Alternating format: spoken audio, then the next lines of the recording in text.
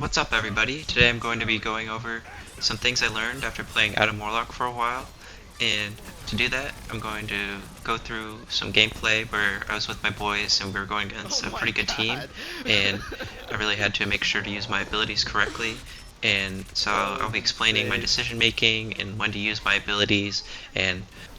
But first I want to go over some things I learned not to do as Adam Warlock. So his DPS is amazing for a healer, and his headshots do like at least a third of their health. And with that, you gotta make sure you don't over focus on DPS, which I find myself sometimes doing, with his kit being super time dependent, where you want to hit your heal as late as possible so that it does the max healing and is the most useful. Since he's a chunk healer and his cooldown for his heals is extremely long, you want to make sure that you aren't spamming it and using it too early. And sometimes I use it and they're not even in the range, and if you click it, even if it doesn't get used, it'll still count. So you have to be mindful of when you use your heals. So he's not just a spam healer, you gotta be paying attention and using it at the right times if you're gonna get the most value out of it.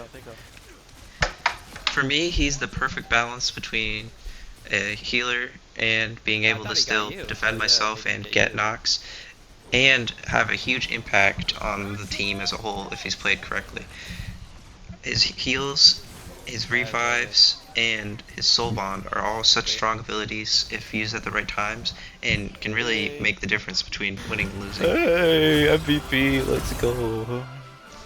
In this clip, my team is making a push to try and capture the point, and two of my DPS go down, and I just get my revive, and I see that we're gaining movement, which we've been stuck for a little bit now, so I'm going to bring them back so that they can continue the push and we can capture that point. Bringing one or two people back can sometimes be as helpful as the entire team. In this next clip, the whole team goes down, and his self-revive ability, you want to make sure you try and use it as necessarily as possible, since it does take a while to get back. But here, in this case, I found a nice safe spot to bring the whole team back, and this allows us to keep on pushing the convoy. This next clip really shows why I need to be paying attention as Adam Warlock. I see the Psylocke dash in, and thinking that she's going to ult, I use my soul bond, which distributes our health amongst ourselves, allowing us all to stay alive and survive her ult.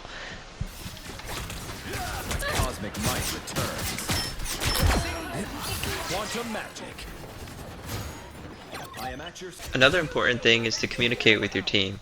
As you can hear here, we are coming down the last stretch, and I know they're going to probably throw some ults at us, so I want to talk to them, because sometimes I can't get my revive off, and since there's no cover, so I'll need to be protected by my team so that I can try and get everybody back.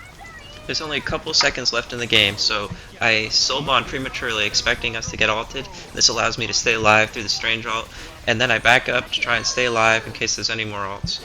And when this Scarlet Witch takes out my team, I just bring them right back, and everyone's back and ready to keep on pushing this last little bit through overtime and to get the win. And you can just see the DPS, the potential of this guy. I mean, I'm just messing everybody up right now. Just bop. Poor little Loki, but I hope this was helpful, and sorry for being a little long in the beginning. See ya!